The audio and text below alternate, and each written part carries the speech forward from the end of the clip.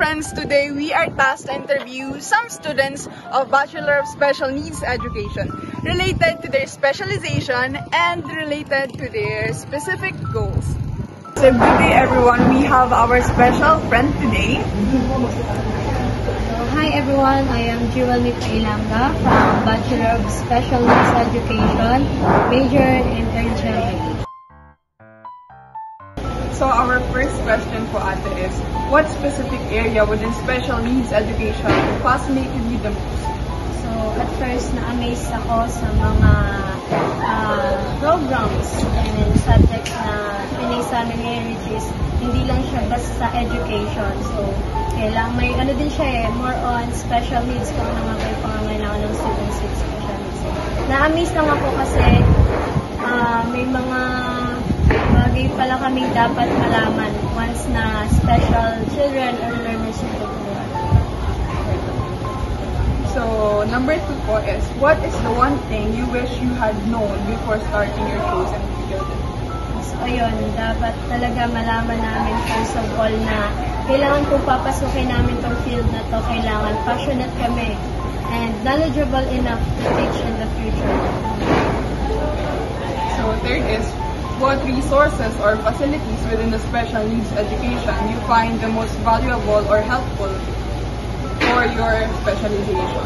So, as of now, wala pa kaming specific na materials na ginagamit or place regard sa sa field namin. Kasi po kami, individual resources, kumbaga kami magpa-provide alone.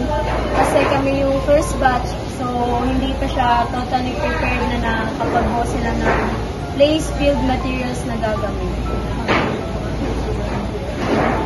So if there are resources or facilities lacking, what are those and what should the college improve about it?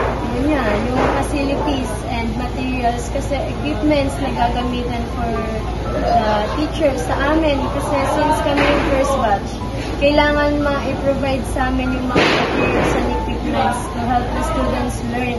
Kasi special needs yun meron silang individual needs, so kailangan ma-provide namin. Hindi lang siya basta kailangan ng visual aids. Kasi may mga iba't ibang education ng students, so yun dapat yung mag-provide.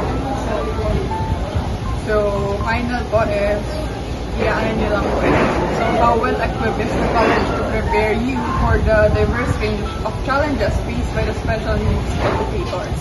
Well, hindi ko naman siya masabing 100% well equipped kasi kami yung, sabi ko kanina, kami yung unang batch.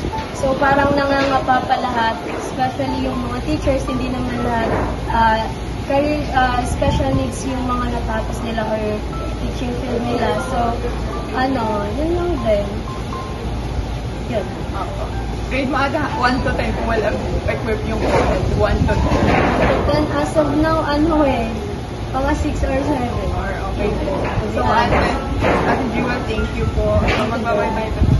Bye-bye!